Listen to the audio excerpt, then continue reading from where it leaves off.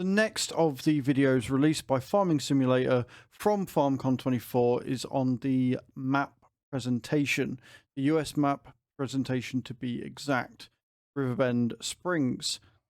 This is set to be a beautiful map with absolutely amazing features, from a ferry and lots of water to some American rice farming as well.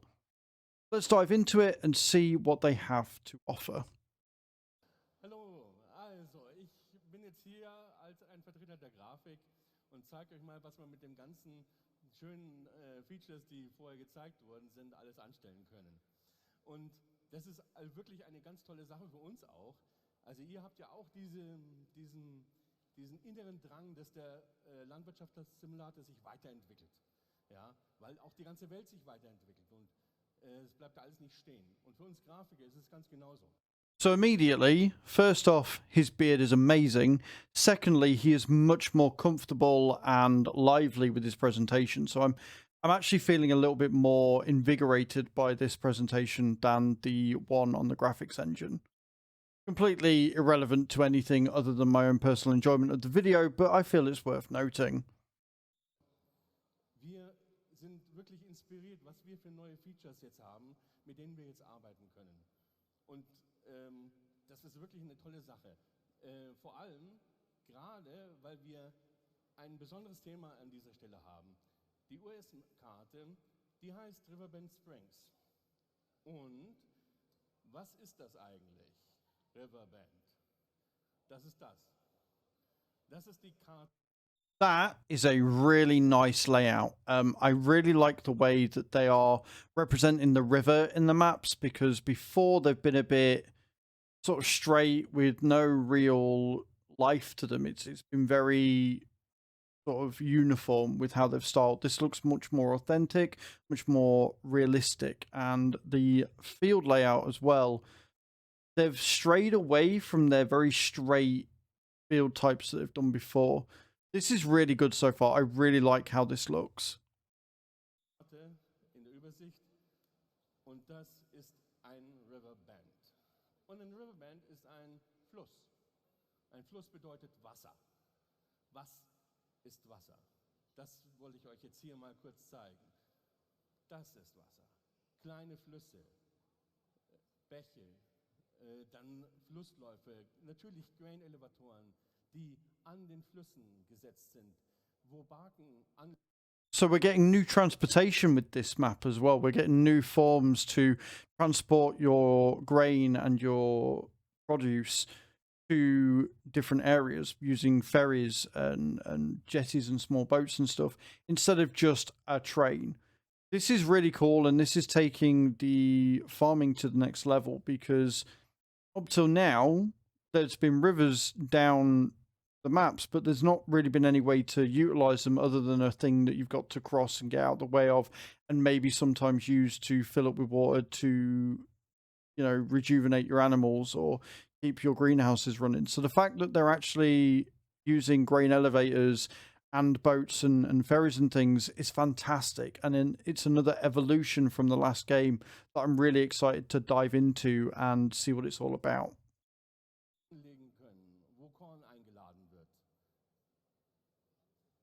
Kleine Piers, Stege, kleine Boote, irgendwelche, das ist jetzt hier in dem Fall die Sawmill, Hausboote, Restaurants. Houseboats and restaurants look really, really cool. If you can actually get in and maybe have a houseboat as your house, that's something that we've never had before and is fantastic. Restaurants could be another sell point. And again, if you can get on and actually have a look round, that would be really, really cool. I really like the idea of the houseboat. I don't know why. It's something that appeals to me, instead of having a normal farmhouse, or having like a clapped out bus that you can use as your farmhouse or whatever. Like, it's just more, and again, more evolution. These screenshots and these photos for the sawmill and stuff look absolutely incredible. The water reflections, the way that the ripples are on the water as well, it's all looking beautiful. Die auf dem Fluss schwimmen.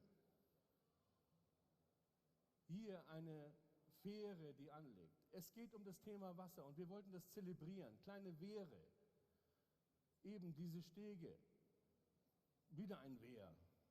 Dann einfach diese kleinen Elemente, ein Wasserrad zum Beispiel, das sich dreht oder ein Schiff. Und lasst uns einfach mal auf das Schiff gehen und mal schauen, wie das Ganze dann so aussehen kann. Und diese Atmosphäre, die durch diese neuen Features möglich gemacht werden, die wollten wir für euch einfangen. Und wir sind selber total begeistert, dass das so funktioniert. Jetzt gehen wir mal kurz am Land entlang und schauen mal, wo uns der Fluss dann einfach begegnet. Denn wenn ein Fluss durch die ganze Location sich durchzieht, dann gibt es natürlich ein Problem. Wie komme ich letztendlich an die andere Seite? Die simple Frage oder die simple Antwort dafür ist einfach eine Brücke. Aber wir wollten es nicht simpel machen. Wir wollten weitergehen. Wir wollten zeigen, hey, wir können es auch mit einer Fähre machen. Wir können ein dynamisches System setzen, das wie der Zug funktioniert. Wir fahren mit unserem Traktor auf so eine Fähre und setzen über. Und das ist so das Neuere, wie man sowas bewegt. I cannot wait to drive off the other side of this and get stuck in the river. I cannot wait to cause myself so many issues on this ferry that clips will be coming out of just everybody and anybody. This is going to be such a cool feature, and the fact that it works like a train, which means you'll basically hire it out and then drive yourself across the river. I'm assuming it's going to be on like a pulley or a train system so you can't go too awry. But I can also see Calamity in the best way. You're going to have really hardcore simulation players absolutely adoring this because of the element of realism that it gives. You're going to have blithering idiots like myself absolutely adore it for the chaos it can cause. I really like this feature. It looks really, really well done. It'll be interesting to see if there's any limitations on what equipment you can fit on and stuff. But overall, this looks incredible. It looks really well done. It looks really smooth. And the actual environment of the map looks just stunning and sublime. It really, really does.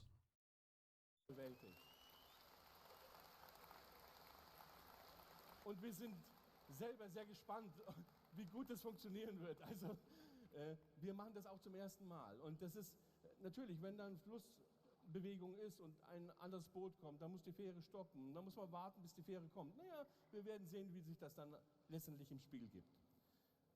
Dann haben wir hier unsere kleinen Flüsse, unsere Bachläufe, die ihr schon aus der Forestry Map kennt, aus der Silver Run Forest. Und die haben wir hier auch natürlich verwendet, weil wir aufeinander aufbauen. Jedes Feature, was in den Landwirtschaftssimulator reinkommt, ist verankert dann und wird Teil des Repertoires. This is good, because this is something that we've said, because they build upon previous versions every time. Like a lot of DLCs come into the base game of the next iteration. I'm really hoping that's the case with contracts, and I'm going to keep harping on about contracts because I am so desperate for them to fix such a basic issue, and they haven't really touched on it yet.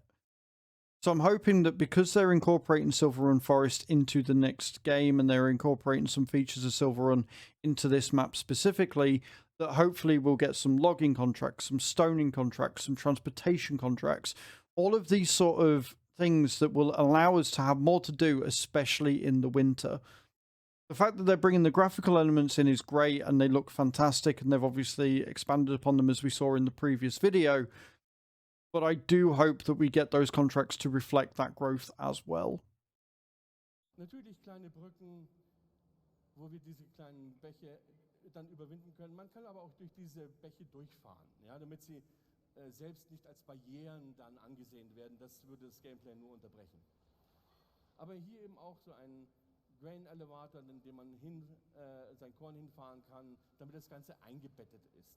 Ja, damit man das Gefühl hat, dass der Fluss auch Teil vom Spiel ist und nicht nur Staffage.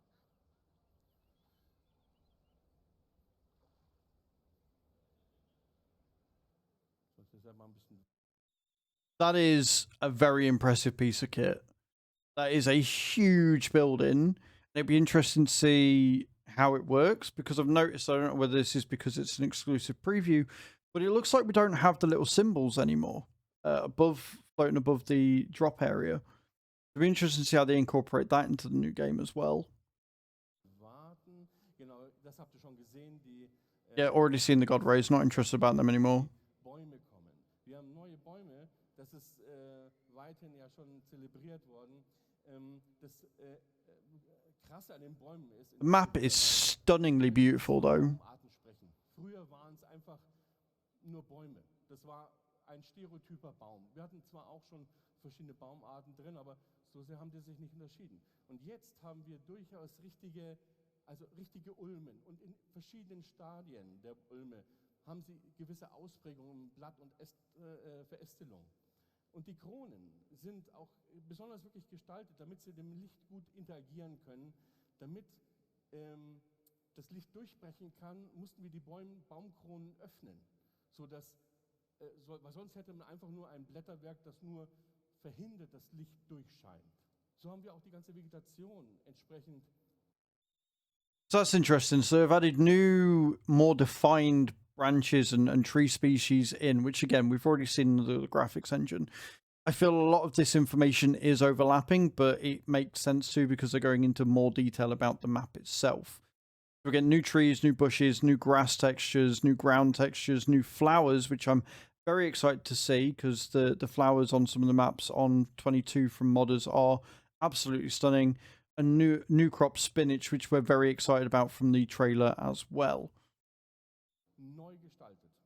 Alles, was ihr im Landwirtschaftssimulator 25 sehen werdet, ist überarbeitet. Selbst wenn es alte Modelle sind, weil wir auf alten Dingen aufbauen, eine Tradition auch haben in der Grafik, versuchen wir die neuen, oder wenn gerade die neuen Bäume oder Elemente oder Pflanzen oder Strukturen kommen, dann müssen natürlich die alten Sachen auf das Niveau angehoben werden, weil sonst scheinen sie deplatziert. Ich habe euch hier einfach mal ein paar Bilder rausgesucht und das macht natürlich auch von den Fruchtsorten nicht halt. Es kommen neue Fruchtsorten rein, wie zum Beispiel der Spinat, aber deswegen müssen an so einem Punkt, wenn man mit einer neuen Technik da rangeht, mit einer höheren Auflösung, plötzlich alle anderen Fruchtsorten auch nachgearbeitet werden. Und das werdet ihr im Spiel sehen. Yeah, I mean, that's already been showcased with the graphics engine upgrade that was, again, shown in the last video. We saw how they are using the double triangles to basically make it so you can see the image from both sides to make the graphics overall pop. And what basically saying here is that this is done because they've upgraded the graphics of the new crops bringing in and don't want the rest of the game to look crap, which makes sense. I must say the spinach does look rather incredible, and the details you've got there of the weeds and stuff that have been sprayed in the fields do look really good. And you can see here as well, you've got the dynamic shadows from the clouds above and things like that. Like really, really good textures, and it's nice to see that they are building upon old layers to make the whole game as a general thing just be better. Alle Fruchtsorten, alle Pflanzen haben eine höhere Auflösung. Die doppelte Auflösung. Das sind 4-mal so viele Pixel, die wir nutzen können, um euch ein entsprechendes aktualisiertes Bild von diesen Pflanzen zu geben. Hier mal wirklich eine rausgegriffen, ja, eine neue Pflanze. New flowers that can be individually placed. That's a new one. I wonder if that is going to work and integrate with bees. And other ways of like maybe naturally fertilizing and colonizing the ground to give you a better yield. If you can individually plant your flowers and stuff in the grass areas, that's something worth noting. Die dann natürlich auch einzeln zu setzen sein wird. Auch das Gras ist viel detaillierter und viel hervorgehobener. Das findet auch dadurch statt, dass der Schatten von Vegetation viel klarer und deutlicher ist und die einzelnen Graselemente voneinander trennt. Damit ist auch eine Bodeneinbettung viel besser gegeben. Wir haben die Pflanzen nicht nur auf dem Boden oder auf dem Feld, wir haben sie auch auf Gebäude gesetzt, damit auch ein bisschen, sag ich mal, die Kultur etwas. That's kind of cool. Having decals and other vinyls and things being put on the buildings themselves to celebrate events and stuff. I like that. Any sort of customization that you can do in a game like this is going to win me over hand over fist every damn time. Was durchscheint, ja, so wie eine Farm, die Sonnenblumen als Event zelebriert. Ja? Hier ein Silo mit solchen Blumen dann besetzt. Hier mal ein Screenshot, der alles zusammen zeigt. That is a very pretty screenshot. And speaking of screenshots, we still haven't seen any sort of homage to the fact that they appeared to be a screenshot mode being introduced into the game with the trailer. But if you can take shots like this, I'm going to lose all my time to taking photos and never actually get any farming done because that is beautiful. Und ihr seht daran schon, es geht darum, viele sagen, schaut realer aus. Ich bin da immer ein bisschen vorsichtig. Es geht nicht um Realität, es geht um Emotion. Was wir jetzt machen können, ist eine emotionalere Gestaltung unserer Landschaft. Und das mag man auch als realistischer ansehen, weil wenn wir in einen Sonnenuntergang schauen, der mit Violett- bis Gelbtönen sich den Himmel einfärbt und die Wolken einfärbt, dann sitzen wir staunend davor und denken, das kann ja gar nicht real sein. Das ist so übersättigt oft einmal, was Natur bieten kann, dass wir daran erstmal hinkommen müssen. Und da ist der Zugang für mich durch die Emotion. Und das geht über die Features, die wir haben, durch den Nebel, durch die durch die Komplexität der Vegetation. That's a really interesting point. Looking at it through not a sort of scientist eyes of here is the technology, this is what we can do with it, but adding that emotion in to get those lights and everything through the trees and the shadows just right to hit you on that emotional level and to make you feel part of something when you play the game.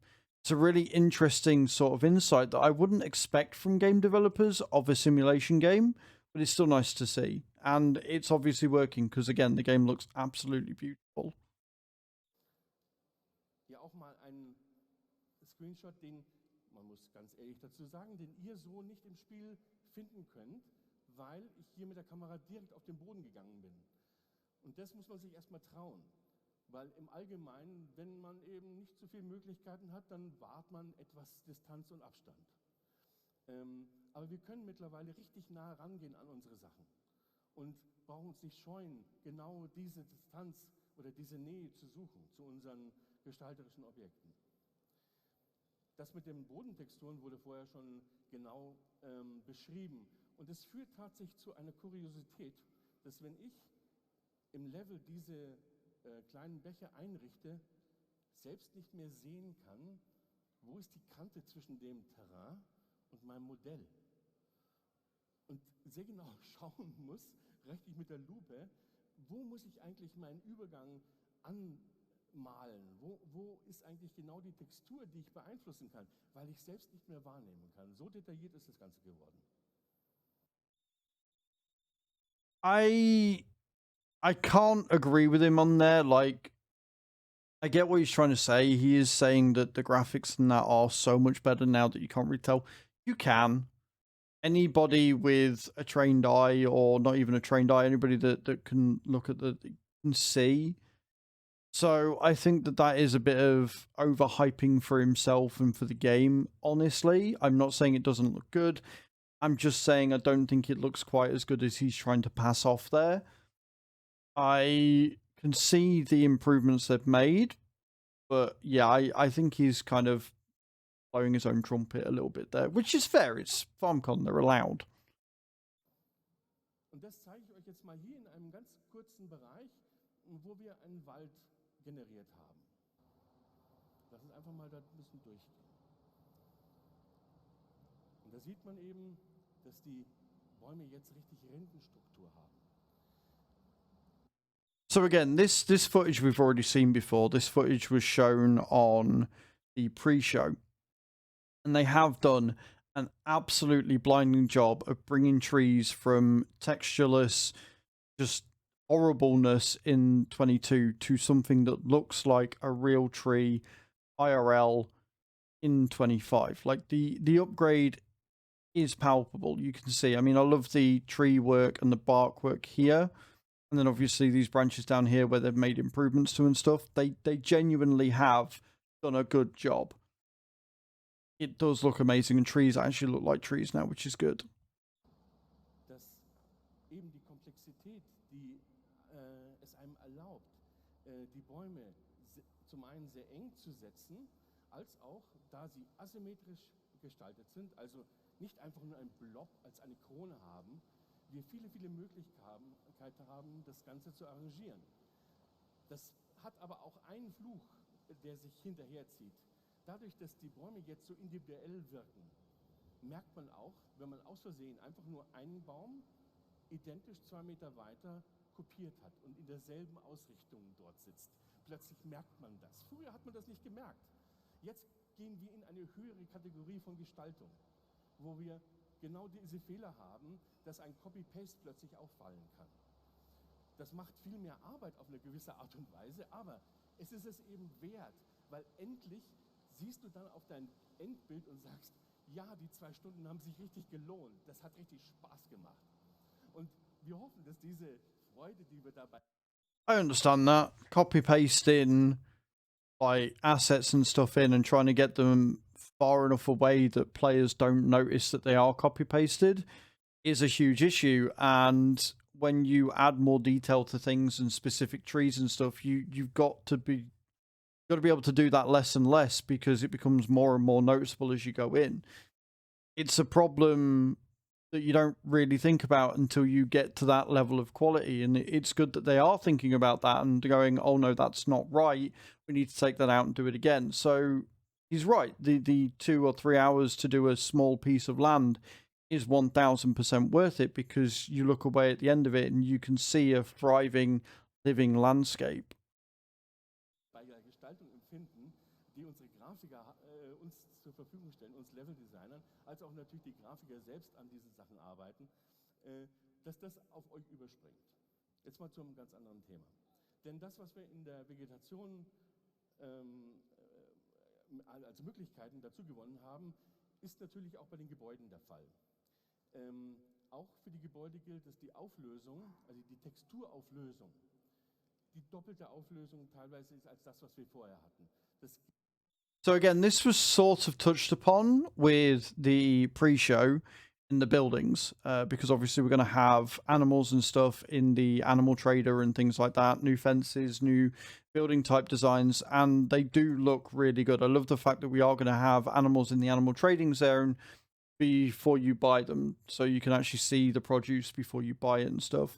It looks really good, and hopefully with new building types and new models and things, that means that modders, when they make their animal pens and their animal traders, are going to be able to take that to the next level as well, and we can really see some craziness sort of come out of the woodwork with that. So yeah, I'm really excited for how this is going to go. Gilt für diese sogenannten Decals, diese Elemente, die am Haus selber angebracht sind, wie Rostflecken oder irgendwelche Fragmentierungen am Mauerwerk, was auch immer. Ja, oder auch Wasser, das heruntergeronnen ist und Spuren hinterlassen hat.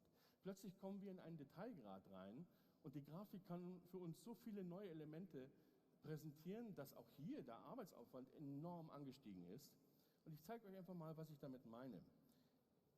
Früher hatten wir auch schon so ein paar, sag ich mal, die Benutztheit eines Hauses darstellen können. Aber das können wir heute noch viel intensiver und müssen dabei aufpassen, dass wir es nicht zu übertreiben, weil sonst sieht das Haus halt einfach abgeranzt aus, zu alt, dass es eigentlich heruntergekommen aussieht. Also man muss ganz subtil diese Elemente einsetzen, so dass man merkt, ja, da ist Leben, das ist eingebettet, das ist benutzt, da ist Wetter, das... This brings a point, because what he's saying here is obviously you don't want the building to look too run down and too dilapidated. But does that mean that if you leave it long enough, if you leave a production long enough before you buy it, or once you've bought it and you don't do anything with it, will it become run down and dilapidated? Will we have to put time, money, and resources in to repair it up, like you did with the roller coaster in Silverrun Forest, which is already said that we're bringing elements back from that? Will the buildings wear over time? Like, he's said all these possibilities, but he's also said in the same sentence he doesn't want to let it get to that point. So are we just stuck with the design that they've gone with on these buildings, or can we let them get more run down and really see what the weather effects and dynamic weather can do? Sich an der Hauswand widerspiegelt, aber es muss immer noch eine, ja, eine angenehme Benutztheit darstellen. Aber auch in der Komplexität und Weitläufigkeit unserer Gebäude. Früher hatten wir oft einmal so diese, dass wir alles sehr kompakt gehalten haben. Hier ist jetzt der Animal Trader, der eben eigentlich der ist zwar relativ klein, wenn man einen großen Betrieb, da kann der sich über mehrere hundert Meter erstrecken, aber eben gerade in der Komplexität und der Verschachteltheit wollten wir eben so ein neues Flair bieten. Aber dazu eben auch die Tiere zeigen. Das ist auch etwas Neues, was wir jetzt machen, was auf den Modmaps auch schon öfters gemacht wurde und uns auch immer inspiriert hat, dass ja so ein Betrieb nicht einfach nur ein leerer Kasten ist, sondern dass man eben Gehege hat, wo die Tiere auch ihren Auslauf haben. Dazu auch dann die ganze Boden. So they've had a load of new fences, and it looks like here you've got curved fences and things and different types. Be interesting to see if they add electric fencing in, add that extra sense of realism and stuff. And he says it's that many that you're going to be scrolling through them all and stuff, which is really, really good. More customization, more options, more self-made pens, having your sort of enterprise and animals build out and just expanded upon is always good, and something that we did want. We wanted more in-depth animal design and things. So I'm really happy to see that. It would be interesting to see how that's going to work with everything else that you might have in game and what modders can do to take it to the next level, since they're saying that they've taken a lot of the inspiration from this from modders, which is generally what happens in games like this. So it'd be interesting to see what the modders can do to see what we get in the next farm sim. And yes, I'm already talking about the next one after this one. Don't at me. Gestaltung mit den Decals, die vorher angesprochen worden sind. Wir haben viel mehr Möglichkeiten, unsere Bodengestaltung zu variieren. Wir haben auch viel mehr Zäune als vorher. Wir haben so viele Zäune, dass wir Schwierigkeiten haben, durch alle durchzuscrollen, wenn wir im Spiel, das könnt ihr dann auch sehen, wenn ihr diesen Tab aufmacht und diese Zäune, die wir euch bereitstellen und zur Verfügung stellen, dann müsst ihr jetzt ziemlich lang durchscrollen. Das ist jetzt ein Fluch, der natürlich auch zukommt, aber eben auch damit diese Vielfalt und Palette, die zuvor niemals da gewesen ist. Wir haben das in der Sri Lanka Map, wer das DLC, das Eastern European Map dann eben schon mal gesehen hat, da wurde das schon mal ausgespielt, diese Karte, und das ist jetzt nochmal viel intensiver der Fall. Und ich habe hier einfach nochmal ein paar Beispiele für Zäune, damit ihr seht, wie detailverliebt unsere Grafik da. Okay, so the closed captions have stopped right now, so I'm kind of guessing. But it looks like we're getting different types of fences. We're getting decorative fences and gates. They show more detail in screws and rivets and things. And yeah, like more choice is good. He says that you got to keep scrolling and scrolling and scrolling. And that's the downside that comes with adding more choice. But my rebuttal to that would be, why not add a search bar? It's something that I've wanted in the construction menu for the longest time. Give us a search bar so we can at least search for something we want. If we want a metal fence, we can just type in meh, M-E-T, meh, met, start searching, and we can come up with all the metal fences we could need, which would really greatly reduce the amount of time we're spending scrolling through these items.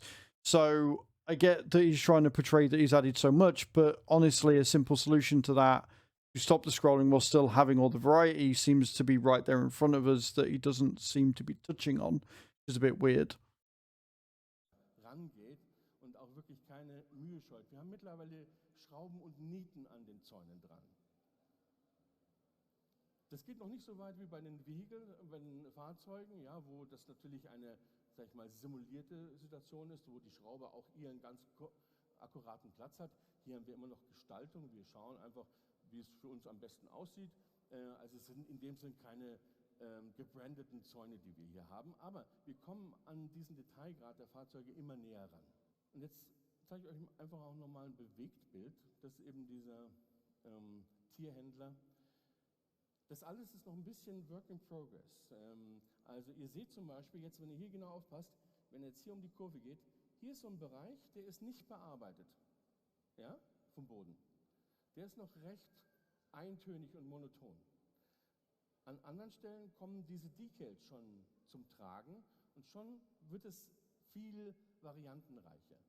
Also da ist noch ein bisschen was zu tun, wir müssen noch in Fine Polishing gehen, aber das, was wir schon ausprobiert haben, das ist auch für uns sehr inspirierend und ist viel Arbeit und führt auch dazu, dass viele von uns... So yeah, this is the same footage that we saw in the pre-show again. Just showcasing how the animals and stuff are going to work and showing you how detailed everything is. And he's obviously making excuses for some of the ground that's not been finished yet because this is a preview build. It's not the finished thing. But everything looks really good. It looks really tidy. It seems smooth. And you can see the textures on the ground and the shadows and everything working within tandem for each other to make it feel like an alive map. And the fact that you've got some animals in the pens, you've got a slurry pit and everything already there is really, really good. It'll be interesting to see that whether you can buy slurry as opposed to having to create it yourself. If there's a slurry pit there with the animal trader, that could be kind of cool. And again, giving you more options for different types of fertilizer early on in the game if you can just buy it from a vendor. Uns dann in die Abendstunden dann gehen, um das dann zu bewältigen. Aber es macht einfach riesen Spaß.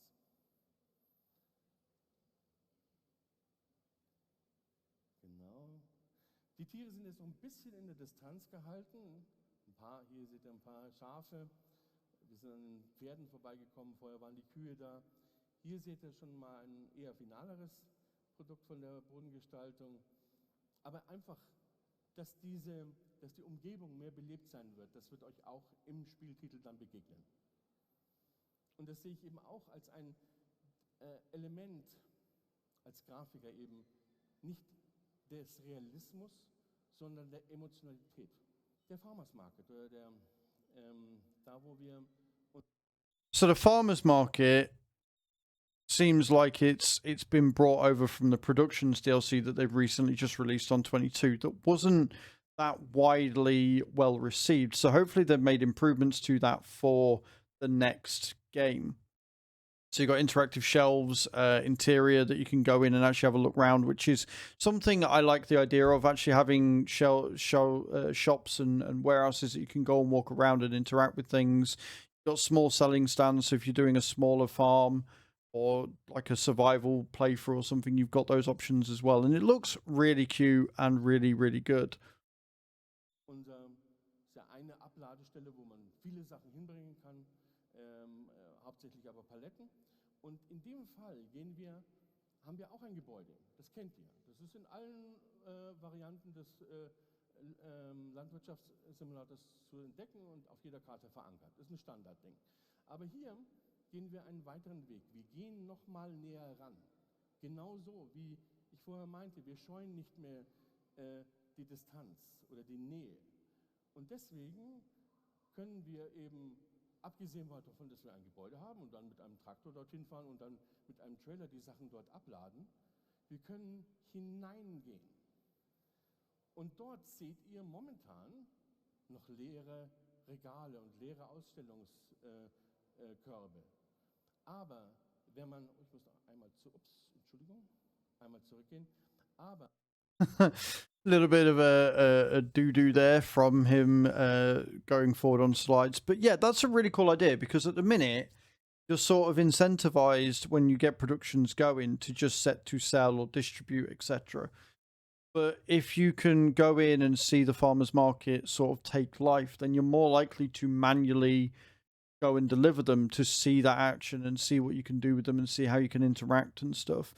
So it's sort of giving you more reason to be more hands-on within the game, and that can only be a good thing. Wenn man dort Sachen hinbringt, wenn man Tomaten dorthin bringt, dann füllen sich die Körbe. Das ist interaktives Design von Gestaltung. Das heißt, wir bleiben nicht mehr an der Schütte und tun dort abladen, sondern wir kriegen mehr ein Gefühl, das Zeug auf dem Feld kommt bei uns, ich will fast sagen, auf den Teller. Da sind wir noch nicht. Aber das wäre genau das Ding, ja? Wenn wir irgendwann mal tatsächlich einen Kühlschrank aufmachen könnten, uns einen Teller vorsetzen könnten, ein Ei in die Pfanne schlagen können und unser Gemüse dann entsprechend auf dem Herd platzieren können. Ja? Vom Feld auf den Teller. Und das ist ein Zwischenschritt.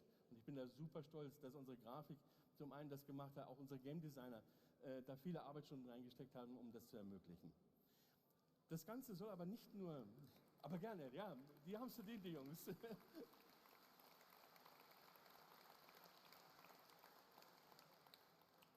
Aber das war uns noch nicht genug, denn der Farmers Market ist eben wie so ein Großindustriegebäude, egal wie man es definiert, visuell, ja, aber es ist sozusagen auch noch immer eine Distanz weit entfernt.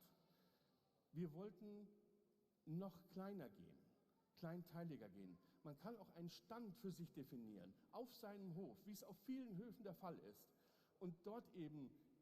That is true. That is what they do. There's loads around here where we drive around and we see little stalls set up for potatoes, flowers, vegetables, and you go and you leave your money and you pick up your thing, and it's a really nice community feel. And if they're adding that in to farm sim as a way of earning more income, especially again if you're doing a smaller farm and you're setting up and you can just set up your market to start selling your produce quicker, that's really cool.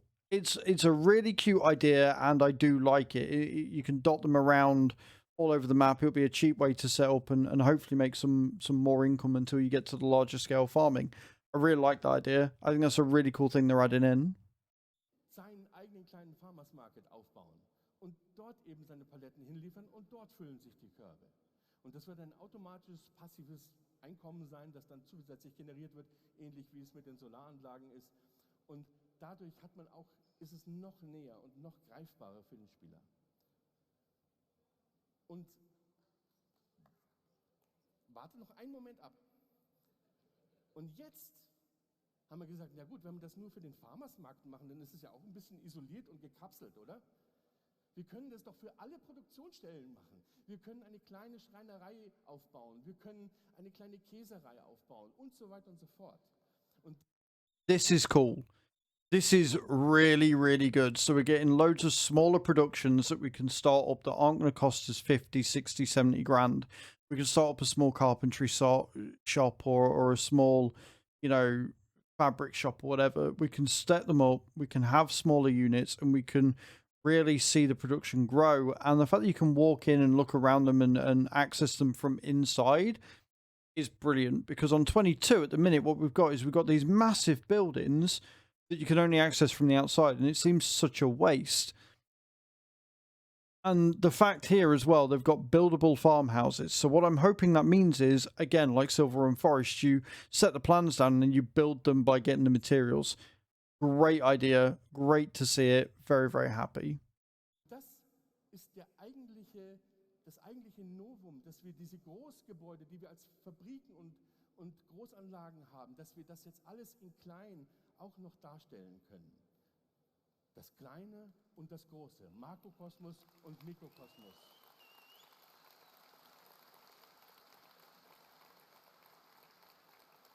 Und das war immer schon da. In allen Landwirtschaftsversionen war dieser Gedanke da. Und jetzt hat das Game Design das realisiert. Und ich bin da so dankbar dafür. Also wirklich, ich kriege selber Gänsehaut, weil das ist wirklich dieser Sprung, dass es erfahrbar wird. Ja? Weil sonst einfach die Distanz, dann ist es so ein Wirtschaftssimulationsding. Aber ich habe da nichts mehr damit zu tun. Ich bin nicht mehr Teil von dem ganzen Prozess. Und den holen wir hier wieder zurück. It's really pretty too. I like how they've lined it up, the big one with the little one. Noch mal ein extra technisches Tutorial geben. Hier einfach nur der Vergleich von dem Kleinen zum Großen. Ist nicht ganz akkurat, weil das ist einfach eine Abladestelle, wo man Korn dann eben umladen kann. Aber es ist jetzt in dem Sinne keine Mühle, aber wie das Kleine eigentlich gezeigt hat. Aber es soll einfach nur dieses Thema Groß und Klein euch vor Augen führen. The difference in scale is just out of this world, and the fact that you can walk around and possibly walk up the ladders again is something you've never been able to do before. And again, if they've got a screenshot mode, like an actual photo mode, I'm going to be going up all of these towers and getting amazing views and amazing shots. The building detail looks absolutely incredible. I mean, you've got textures down here of how the concrete has sort of eroded away a little bit, and you've got your shadows here and your drop shadows and everything. It looks brilliant. Und dazu kommen hier auch nochmal genau dieselben Themen. Die Texturauflösung ist erhöht worden, die Detailsgenauigkeit von mittlerweile Schrauben und Nieten, die an solchen Gebäuden verbaut sind. Ähm, das ist ja etwas, wo man gar keine Aufmerksamkeit drauf legen soll. Ja?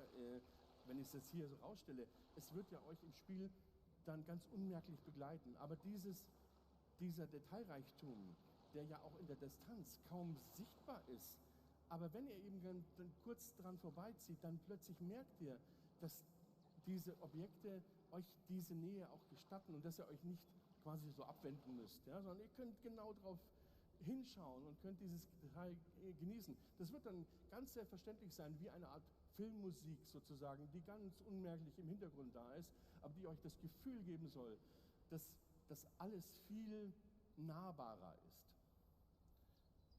So, hier ist jetzt die Sägemühle. Seht noch ein bisschen leer das Ganze. Ja? Das wird so nicht euch dann präsentiert werden. Ja? Aber wir haben es einfach mal mit reingenommen, dass ihr euch sicher sein könnt, ja, es gibt auch Holzverarbeitung, die wir auch entsprechend unterstützen, so wie wir es in der Silver Run Forest gemacht haben. Und natürlich muss das Ganze auch, wenn wir schon dieses Thema Wasser haben, Linking the sawmill to the water again does make sense. Like he says, he's taking the idea from Silver Run. But again, just looking at the level of detail, the fact that there are pallets around and pallet trucks just left there, and the complete difference in scale from the small carpentry shop to the massive sawmill is breathtaking. It genuinely is amazing. dementsprechend mit dem Fluss wieder verknüpft werden und dementsprechend haben wir auch unsere Holzstämme, die dann eben in einem kleinen Teich gesammelt werden und dann in das ganze Sägewerk hineingezogen werden. Hier ist es alles noch statisch und unanimiert und ich fand es eben ganz gut, das euch mal zu zeigen, weil ihr werdet dann diesen Vorher-Nachher-Effekt dann im Spiel sehen, wenn dieser Bereich dann belebt ist, wenn die Baumstämme im Wasser schwimmen, wenn sie dann hochgezogen werden von einem automatisierten System und dann in die Sägemühle hineingezogen werden. Denn nicht alle haben die Silver Run Forest dann vielleicht als DLC sich geholt und kennen nicht diesen ganzen Prozess. Also von daher wird das auch etwas sein, was für diejenigen, die nur das Hauptspiel kennen, auch ein neuer Aspekt sein wird. Ja, das ist eine weitere Produktionsstätte, weil wir ja auch immer dieses Thema mit der Holzverarbeitung haben. Ja? Und dann fällt euch ja auch vielleicht aus, oder dann, oh, jetzt haben wir eine, was war es, Bilderrahmenfabrik oder eine Holzdachschindelfabrik. Ja? Wir versuchen immer neue sozusagen Holzverarbeitungsbetriebe zu finden, damit es nicht immer auf dasselbe rausläuft, dass ein Schreiner da ist und eine Sägemühle, sondern dass man eben auch eine Variation dabei hat. Einfach It would be interesting to see if they make like a paper factory or something as well. Like to go on and expand. Like obviously they've already said that they're going to be adding new productions into the game. But he's right. Like you can't just have the same productions over and over again. You've got to expand on it. And it sounds like that they have. It sounds like they've got some good ideas. Obviously there's only so much you can do and so far you can go, but it would be interesting to see if they maybe bring in recycling plants and stuff like that for your wood and your paper. But no, I'm excited to see what they do add in and see what new productions they've got in, and to see more old school type sawmills that take it in from the water and stuff. It looks stunning, and I hope it plays as good as it looks. vom erzählerischen Aspekt der ganzen Karte. Und hier haben wir jetzt eine Art Kunstschreiner, der ganz besondere Kunstelemente formt. Der hat aber auch noch hat so eine große Bandbreite. Der hat auch einen Kletterpark nebendran, den er nochmal so als zusätzliche Bewirtschaftung dann für seinen Betrieb heranzieht. Und der wird dann auch ein ganz spezielles Projekt an euch oder Vorschlag haben, dass er ein Projekt hat, bei dem ihr euch mit einbringen könnt und ihm dann mit Holz beliefern könnt. Hier so die Stangen von einem Kletterpark, die noch nicht so ganz fest installiert sind.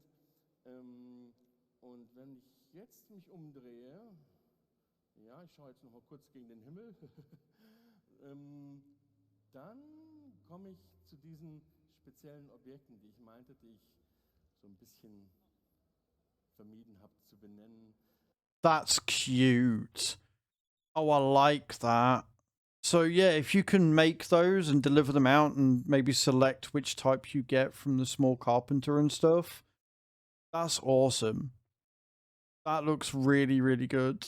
Obviously, it's life size and stuff, but if you can make those and then sell them as like a school playground type of attraction, and they have different values, or if you maybe have a mini game where the better you make them, the more money you get, or something, like there's a lot of possibilities here. But I really like that. I really like how that looks. That's cool. Macht eben kleine Traktoren, Spielzeuge für Kinder, für kleine Parks und ja, ist eben so ein bisschen detailverliebt, hat so seine eigene kleine Schreinerei, kann aber auch mit anderen Materialien umgehen und ja, ihr werdet dann schon überrascht sein, mit was für einer Idee er auf euch zukommt und was er von euch dann auch alles haben möchte. Und dann könnt ihr euch entscheiden, ob ihr dem dann helfen wollt oder nicht. Aber ich darf nicht mehr sagen. Ich würde so gern. Aber wenn ihr das schon mögt, dann freut euch wirklich auf was Spektakuläres. Aber er macht nicht nur kleine Traktoren, er macht auch so für Reitparcours dann so kleine Hindernisse. Also es ist ein ganz witziger Kerl. 100 fences is a lot. 100 fences is a hell of a lot of different types. Da übrigens auch nochmal die Holzzäune in dem Fall. Also es sind über 100 Zäune, die ihr verwenden könnt. Ist nicht ganz akkurat, es sind nicht 100 Zäune nur für die amerikanische Map, es ist ein Konglomerat aus auch alten Zäunen, Zäunen von der Sri Map, als auch Zäune von amerikanischen Design, als auch asiatische.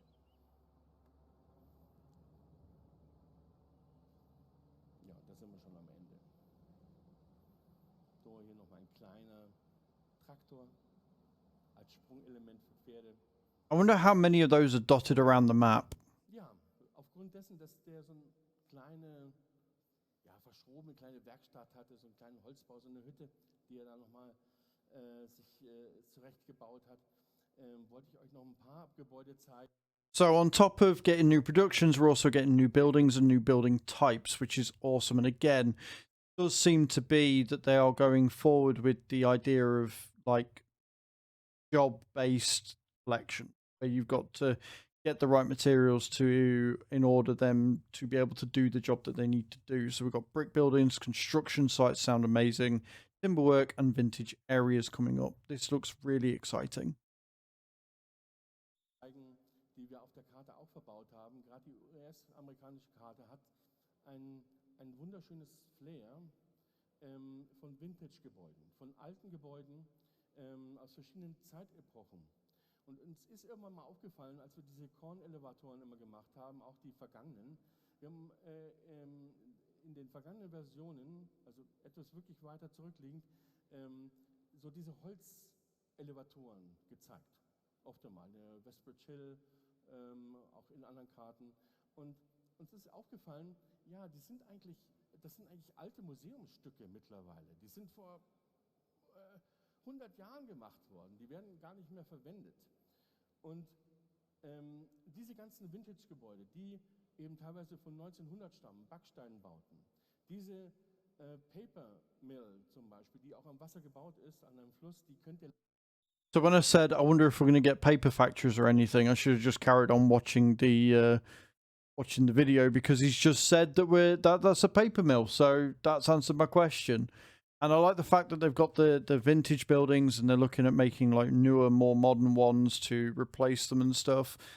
Because I know there are a lot of people that play vintage style maps where they use old machinery and old technology. So this will be perfect for people that like to do that, as well as also having your modern more efficient areas as well. Leider selber nicht setzen, die ist richtig eingebettet in die Landschaft. Die gibt es so nicht mehr. Da habe ich alte Pläne gefunden, nur noch alte Fotos, 1920, und habe versucht, das Ding zu rekonstruieren, dann an die Grafik übergeben, und die Grafik hat nochmal dieses wirklich schöne Schmuckstück draus gemacht und so wieder dieses alte Gebäude zum Leben erweckt. Alte Scheunen, alte Holzbau, Timberwork-Elemente, die da eben verwendet werden. Dann natürlich im Amerikanischen auch das Thema der Wagen, der alten Westernwagen ist hier zelebriert. Reminds me of an Amish building. Really does. They're the sort of wagons that you would find these days. But it looks really cute and it looks authentic. And that's the key, is that it does look authentic. And again, if you're looking for a vintage or an old school type farm, then a barn like this is going to be what you want. And the fact that they've included them and not just gone full, we're doing modern things now, is really impressive to see. Und wenn ihr durch die Landschaft geht, dann werdet ihr immer wieder irgendwo solche Fragmente von kleinen Scheunen, alten Schobern und Barren entdecken. We're getting barn finds. Oh, hell yeah. If you like go in and you find like a really old school tractor that's like their collectibles, and if you get the collectible collections like you do in Farm Sim 22 and you sell them for a decent amount of cash, I'm all for that. I will spend all day just looking for barn finds and seeing what I can find. See if you can like maybe upgrade them, or if you just sell them when you find them. But that's a really cool idea and a good way of doing collections for the future, because barn finds are awesome. I'm down for that. Da sind eine ganze Menge versteckt und vielleicht auch ganz tolle Dinge dort drin zu finden. Aber auch für die Hofgebäude haben wir alle Scheunen, alle Bahnen, alle Tierställe geöffnet, sodass ihr wirklich jedes Element betreten könnt, die Türen aufmachen könnt, Licht machen könnt. Again, giving us more immersion, allowing us to go into the buildings, turn the lights on, have a look round. So many buildings in 22 look like they would be a lot of fun to go in and walk around, and you can't do it. They're just buildings that look great from the outside. So the fact, again, they've gone that stage further, they've allowed us to go in, they've allowed us to explore, they've allowed us to immerse ourselves in the map as we spend so many hours doing the thing that we love doing on Farming Sim, is just a great thing. It's a good move forward that I'm very, very happy with. Und das sind wirklich eine ganze Menge. Es sind jetzt nicht so wie die Zäune, aber weil ein Zaun halt ein bisschen einfacher herzustellen ist als so ein kompletter Innenraum von der Scheune. Aber Makes sense. das ist schon auch etwas, wo wir auch sehr stolz drauf sind, dass wir eben wie beim Farmers Market diesen Innenraum euch näher bringen können. Und damit ihr mal ein bisschen, auch hier zum Beispiel dieser Grain Elevator, ja, diese alten Pioniere, die wollten wir auf eine gewisse Art und Weise feiern, weil das ist für die Amerikaner, wie ich in verschiedenen Posts und Foren-Einträgen gesehen habe, wirklich ein nationales Gut. Und das muss man wirklich mal wahrnehmen und darauf hindeuten. Und auch den Wehmut, den das Ganze erzeugt, wenn man so einen alten, kaputten, heruntergekommenen Grain Elevator sieht. Das Gefühl, das wollten wir euch mal zeigen. Und da gehen wir jetzt einfach mal rein. I wonder if you'll be able to repair it and bring it back to life.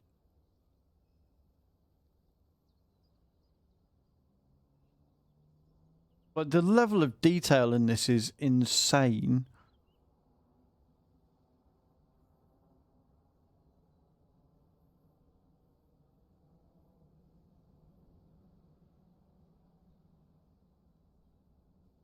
Looks really good though, and I love the fact that you can go in and have a look round.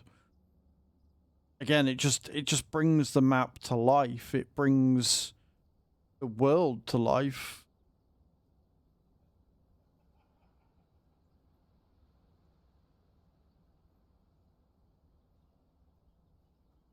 They're not the smoothest at moving around though, but that's fair.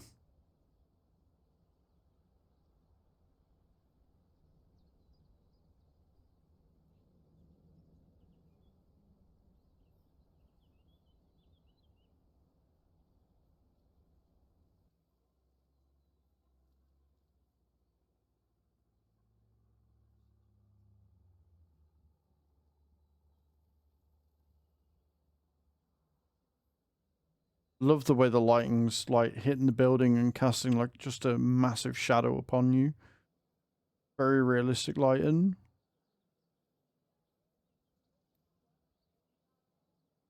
Look at those views, man. With the lights shining off the planks and stuff.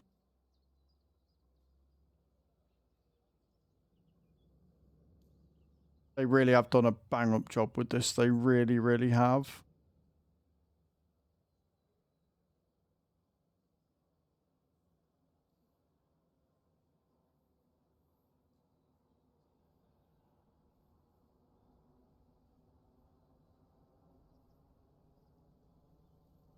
The sounds and the ambience are really good as well. Like you've got the plane in the background and stuff.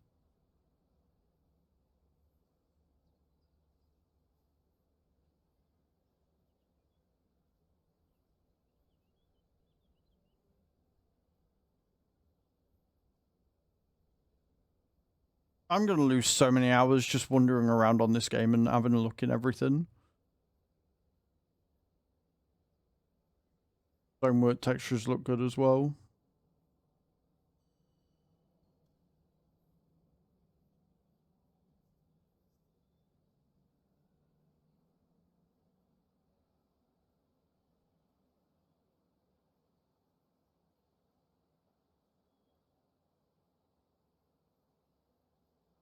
Little water mill.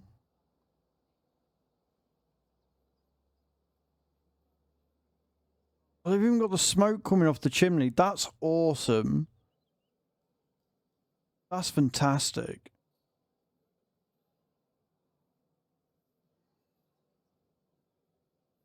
Ja, wir hatten immer wieder das Problem bei den Leuten, die unsere Videos machen, dass die dann immer wieder in den Bäumen komplett fasziniert nach oben geschaut haben. Dann die Videos immer besonders lang gemacht. You've made such improvements on the trees, it's not hard to wonder why they spend so long looking at them.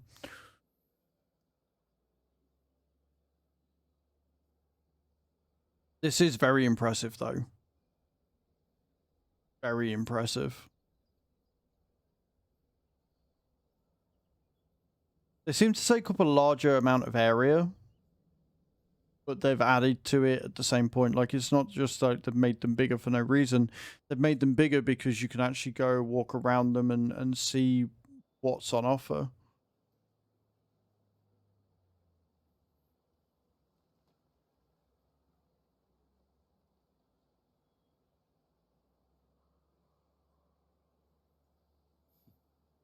And again, with all the sounds and stuff that you get with it.